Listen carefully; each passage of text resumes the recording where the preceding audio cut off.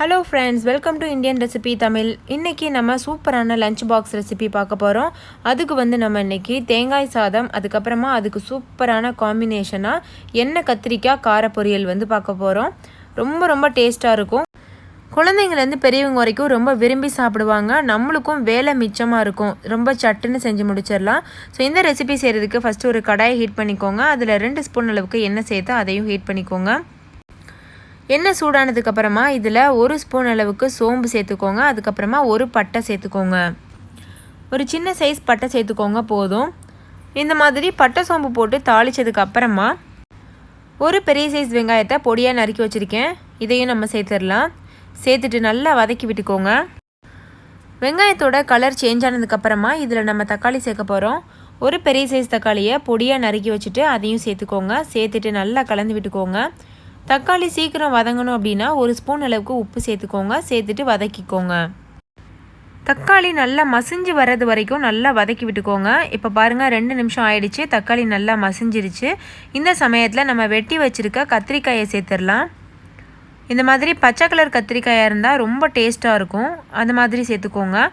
சேர்த்துட்டு நல்லா இந்த மாதிரி இந்த எண்ணெயிலேயே இந்த கத்திரிக்காயும் ஒரு 2 நிமிஷத்துக்கு நல்லா வதங்கட்டும். அப்போ தான் டேஸ்ட்டாக இருக்கும்.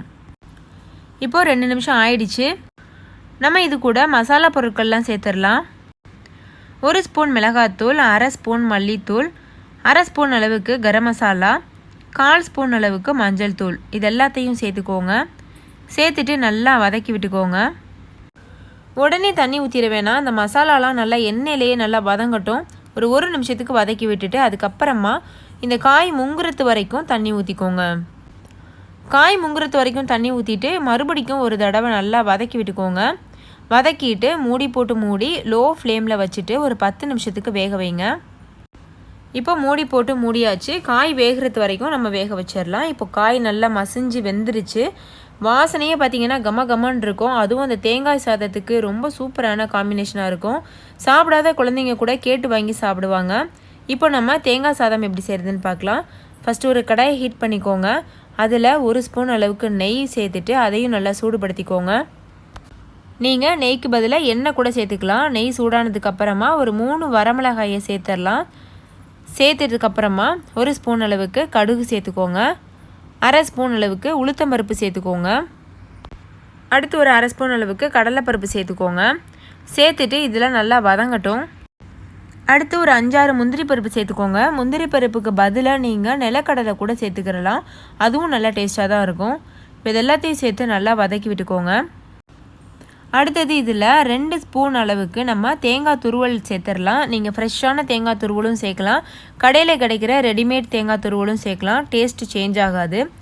அதுக்கப்புறமா இந்த நெய்க்கு பதிலாக நீங்கள் 1 ஸ்பூன் அளவுக்கு தேங்காய் எண்ணெயில் தாளிச்சிங்க அப்படின்னா இன்னுமே ரொம்ப மணமாக இருக்கும்.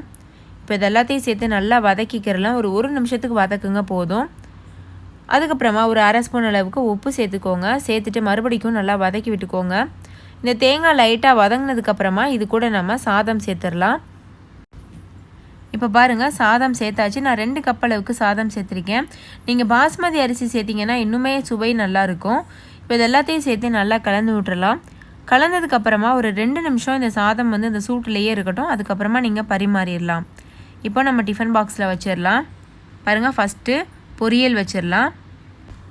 அடுத்து தேங்காய் சாதமும் வச்சிடலாம். நீங்களே பார்த்துருப்பீங்க, இது 2மே நம்ம ரொம்ப சிம்பிளாக ஈஸியாக செஞ்சு முடிச்சிட்டோம். நம்ம அவசரமான நேரத்தில் சட்னி செஞ்சு கொடுத்துடலாம். ஸோ கண்டிப்பாக ட்ரை பண்ணி பாருங்கள். இந்த லஞ்ச் பாக்ஸ் ரெசிபி உங்கள் எல்லாருக்கும் ரொம்ப பிடிச்சிருக்குன்னு நம்புகிறேன். பிடிச்சிருந்தால் லைக் பண்ணுங்கள். உங்கள் ஃப்ரெண்ட்ஸ் கூட நிறைய ஷேர் பண்ணுங்கள். ஸோ அவங்களும் பார்த்து பயன்பெறட்டும். இன்னொரு சூப்பரான ரெசிபியோடு நான் உங்களை சந்திக்கிறேன். அதுக்கு முன்னாடி நம்ம சேனலை சப்ஸ்கிரைப் செய்யாத நண்பர்கள் சப்ஸ்கிரைப் செய்துக்கோங்க. தேங்க்யூ, பாய்.